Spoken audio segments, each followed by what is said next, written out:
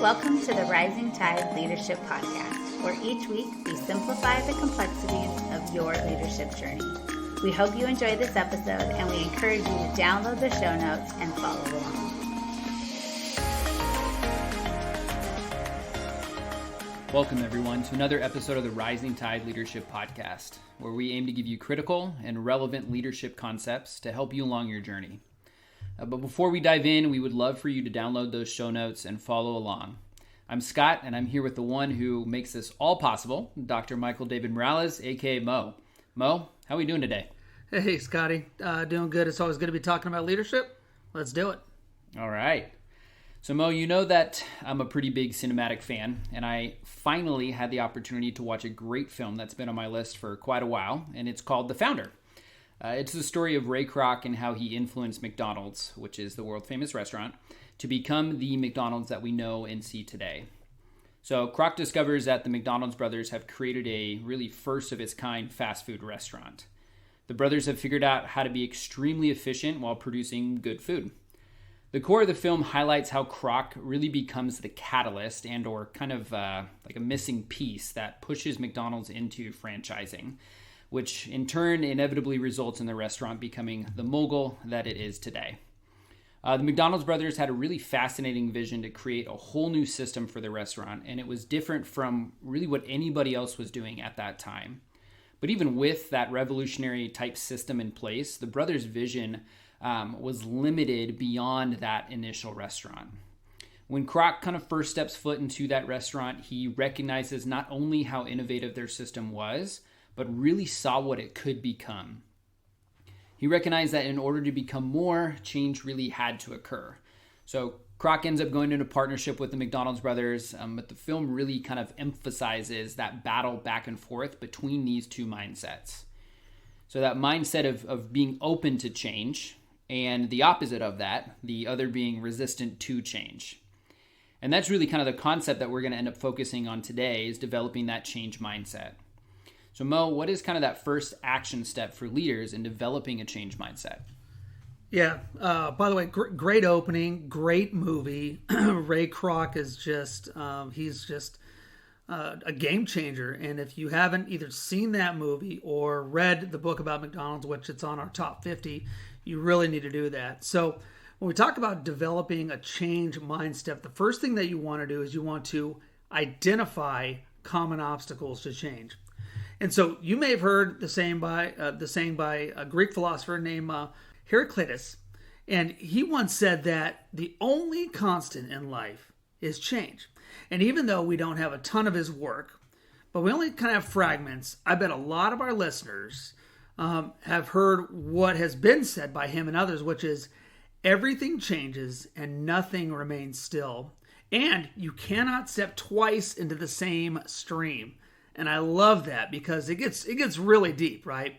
And so as I was thinking about what that means, really what I decided is we have to recognize common obstacles that individuals or organizations face when they're making changes. And so, for instance, fear of failure, right? Let's just take that.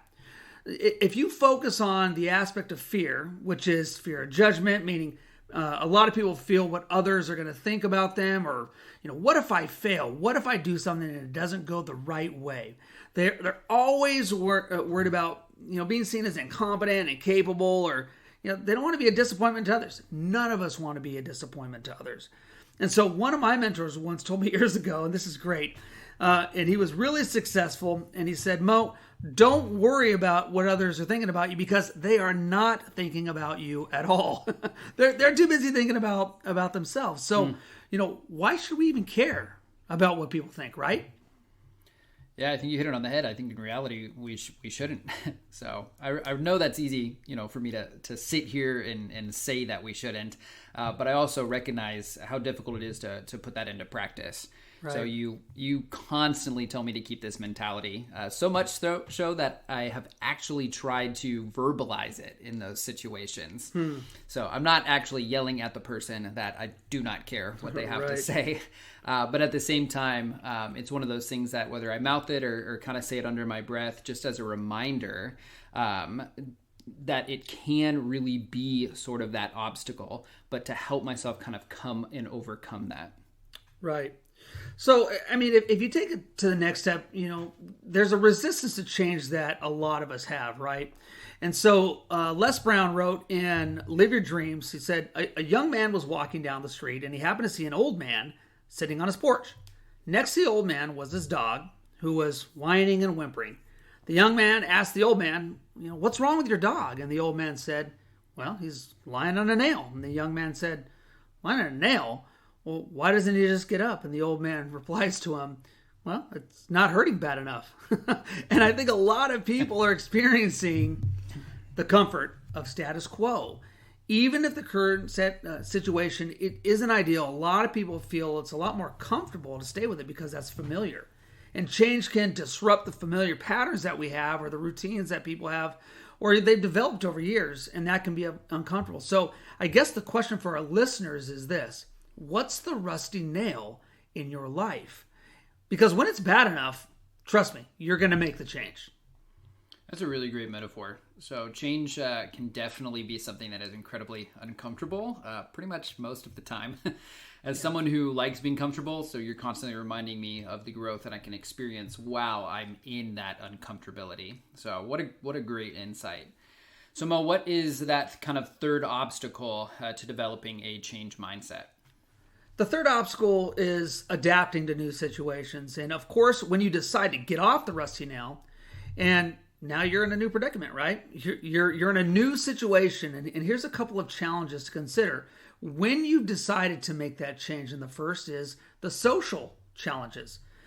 Meaning adapting to a new situation is going to involve meeting new people, building new relationships, learning new social norms.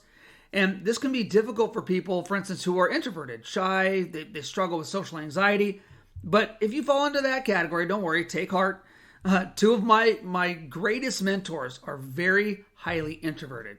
Both of them have struggled in a lot of situations as they were growing up and growing in their own leadership abilities. And one of them actually said that for a time. He said, Mo, I couldn't even lead a small group in quiet prayer. Now you should see this guy. He is a leader of hundreds and thousands, actually, of people. And I still look to him as an example of one of the strongest leaders that I know today. All that to say, there's really no excuse when it comes to leadership, right? Whether you're extroverted or introverted, you're going to have your challenges. So you need to do what you can do to make those changes in those social situations. Also, there's going to be emotional challenges. Adapting to new situations can be emotionally challenging, especially if a new situation is associated with a major life change. So think about those major life changes, relationship changes, getting a new job, things like that. Those are going to cause you to experience good feelings or grief, fear. There's a lot of difficult emotions with all those things that come along. And you need to learn how to adjust to those new situations. Yeah, definitely. So as someone who has experienced a major life change by picking up and moving halfway across the country to a new job, I can definitely attest to both the social and emotional challenges that an individual can face. Right. But really, since I've been on this leadership journey with you, it's become so much easier to see those challenges as opportunities to grow. And I really think that mindset makes it easier to adapt to those new situations. So we've talked about and covered a lot of things as concerning kind of identifying those common obstacles and or barriers to change. So what is that next action point for our leaders? The next action point is to increase your learning agility. And if the word agility means to think and react fast, then learning agility is one's ability to continue learning, and meaning getting better at learning. So this means learning to learn faster, more efficiently, and in such a way that it can help others, because that's what leadership's all about. And remember, it's all about living life and looking at everything through the leadership lens. So learning agility is crucial for successful leaders, because a lot of people don't fully understand what it means or how it can actually benefit them. That makes sense, but I think this is going to be one of those simplify the complexity moments. So learning agility can seem a little bit complicated. So what does learning agility really mean, and how can it benefit us as leaders? Right. Yeah. Great question. Well, learning agility can help leaders grow and adapt in any number of ways, but here's just a few quick ones. You can increase your problem solving skills.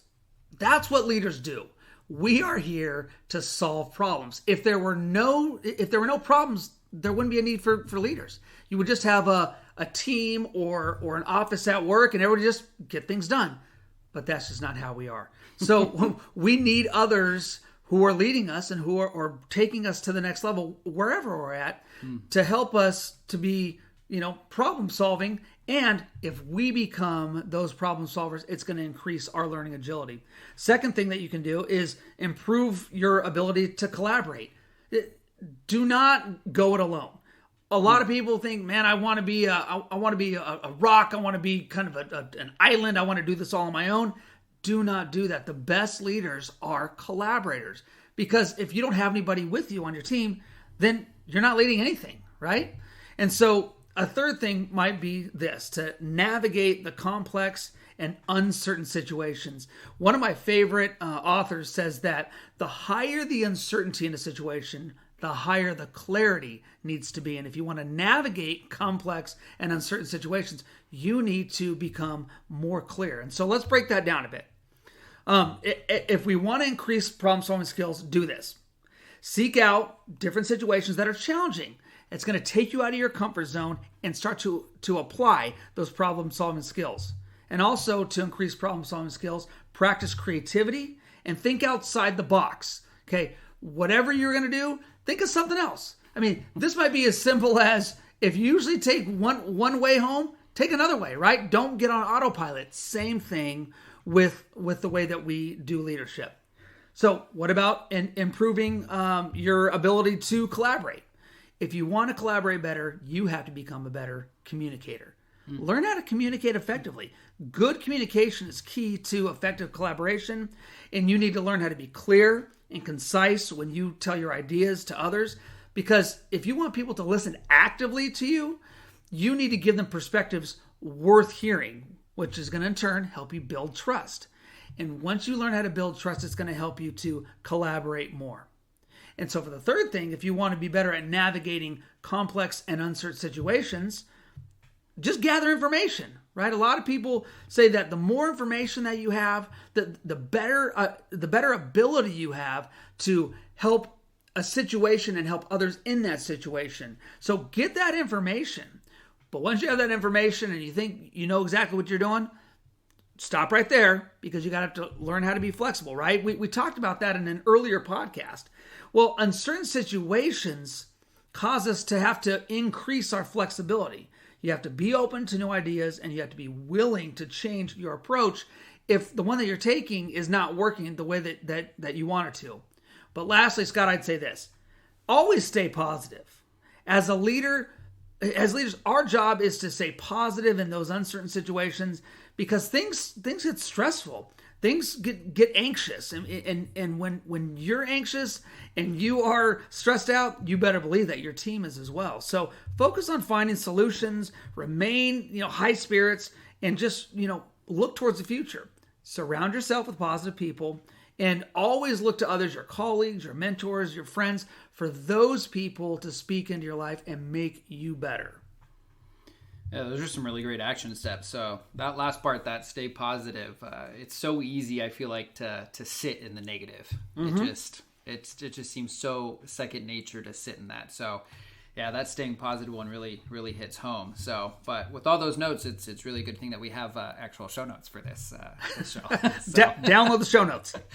So far we've kind of talked about the common obstacles and/or kind of barriers to change, and then kind of went a little bit more in depth, really discussing that learning agility. So right. Mo, what's kind of that third and final point for today?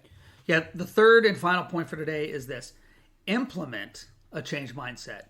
It's one thing to recognize the importance of a change mindset and learning agility, but it's another thing entirely to develop these skills. And so what are some of the concrete strategies and techniques to try to become more comfortable with that development of a growth mindset? Well, here's a couple. You want to learn how to practice mindfulness. And one way to practice that mindfulness in situations is sometimes you just need to take a deep breath, right? How many of us have been told in situations, hey, don't just jump in and do the first thing when things go awry. Step back, look at the situation, take a couple deep breaths, and then move towards what's going to help you to make better decisions. And a lot of us, right, have these smartwatches now that'll actually tell us when we need to step back and take those deep breaths, right? And so to practice this technique, just pause, slow down, take a few deep breaths, inhale, imagine yourself calm and peaceful, and trust me, it's really going to change the way that you approach a situation, and repeat this process until it becomes natural and normal for you. Because the simple mindfulness practice can help you to respond more calmly and more thoughtfully to difficult situations at work and even at home. It'll make your home life better as well. And it can also help you to feel more grounded and centered throughout the day. And so with this practice, this technique can become a natural part of your daily routine, and it can help you stay focused and more productive, especially at work. Who would have thought that something so simple and easy like breathing could have such a powerful effect? I mean, I guess it does keep us alive. So it does. What you said though in that last part about mindfulness really kind of got me thinking about who do I know in my life that exerts mindfulness, and thinking kind of through that, it would honestly be pretty tough to follow or navigate change with someone who isn't mindful. So I know that I personally don't want to be that type of leader, and I know more than likely our listeners also don't want to be that. So breathing, just again, something simple, so easy that we can all immediately put into practice. So I know, as you said, take a deep inhale. I inhale deeply, and so I feel more centered right now. So that's really nice. So I know that you have two other ways though that we can work on implementing a change mindset. So kind of let's hear those. Yeah, so the second would be, to seek out new learning opportunities. And so in the Army, there's a saying that we're taught, and it's taught very early, and it's this: you are your best career manager. And what this means is that nobody cares about your career as much as you do. And I think that's true in general. Nobody, whether you're at work or with other people, if I'm hungry, I'm thinking, man, I'm going to go get a burger. Maybe then I'll ask Scott. But I'm not necessarily thinking about, I wonder if Scott's hungry, And so what we want to do is we want to make sure that we are focusing on our growth. And a practical strategy that we can do to implement that mindset of change at work is to focus on growing and learning. And this means adopting that growth mindset and a belief that your abilities and your talents can be developed through hard work, learning, perseverance. And if you want to implement this strategy, you can start by setting goals. There's that word again, right? Goals. And when you do that and you seek those opportunities to learn and grow, and you put goals in front of them, it has something for you to look at, and it's almost tangible. And that might include taking on new projects, attending training sessions, workshops, whatever. And especially, you always want feedback from your mentors and your colleagues. And thirdly and last, you want to ask for feedback from others. Always ask for feedback. And the reason it's important to ask for that feedback is because your performance at work is going to, one, provide you valuable insights, but when somebody helps you to see that, it's going to make you improve those skills, find out what you're doing well, what you're not doing well, which is going to allow you to see situations differently as you continue on with them. And so seeking that feedback can also do this, and this is really key. It's going to help you build stronger relationships with your colleagues, with your supervisors, and by demonstrating a willingness to learn and grow. So when others see that you want to learn and grow, they're more apt to want to help you do that. When you're seeking their help, people are going to say, yeah, I've got Scott, I've got a lot of ways that you can get better. I'd love to tell all of them, right? And so really seek that out. And it shows that you're invested in your job and you're committed to do your best work. Absolutely. So two things really stood out to me in that last section. First of which, yes, I'm more than likely always hungry. You should know that by now. But absolutely. Just that part about feedback. So it has me thinking, actually 2 days ago, I received my email to begin the performance evaluation process. We're just in that season, and maybe others are too. But I really think a lot of people struggle with receiving feedback, mainly because it can really hurt that ego sometimes or a lot of the time. Sure. But I really do like how this action step puts us in the driver's seat, really. It's never easy to receive rough criticism, but when we're in that driver's seat, I really think that our perspective can change when we proactively seek out that feedback. And overall, I feel like if we do that, it can honestly make it easier for both those giving the feedback and receiving the feedback. Do you think I'm far off, or do you agree? No, I think you're right on track. In fact, seeking that feedback is important, because if you want to hit that professional growth and that development, this is really going to get you moving towards that. It's going to give you those valuable insights. It's going to help you identify areas for improvement. It's going to help you build those relationships. And people are going to see that, and they're going to see that you are serious about your personal growth. Yeah, man. So we're kind of running short on time, but what a great episode. So especially with my performance evals coming up, this might be one of those episodes that I go back and listen to again in the coming weeks here. So, but before we go, Mo, you got any final thoughts for our listeners today? I do. I mean, always remember this, never go it alone. I said that a little bit earlier on. So surround yourself with like-minded people who share your commitment to develop and want you to really implement that change mindset. Seek out those opportunities to collaborate with others, and remember that others will support you if you want to become better in your professional development. And by adopting a change mindset and focusing on learning and development, you'll be able to create a culture of growth at work that's going to inspire others to embrace new ideas and approaches, and it's just going to make everybody better. So this can lead to more creativity, innovation, productivity, and the like. So, of course, none of this stuff is easy, but that's why it's so important. So give it a shot, make the change in your mindset, and watch those around you get better as you get better. And really, that's what leadership's all about. Amen. Well, we've officially run out of time, so that brings us to the end of this episode. So if you guys enjoyed listening today, we encourage you to rate, review, and subscribe, and do not forget to share. Thank you all for joining us today. We'll see you guys next time. Thank you for listening to this episode of the Rising Tide Leadership Podcast. Make sure you visit us at rtclc.com. And don't forget to like and subscribe so you don't miss out, and share with others so they don't miss out.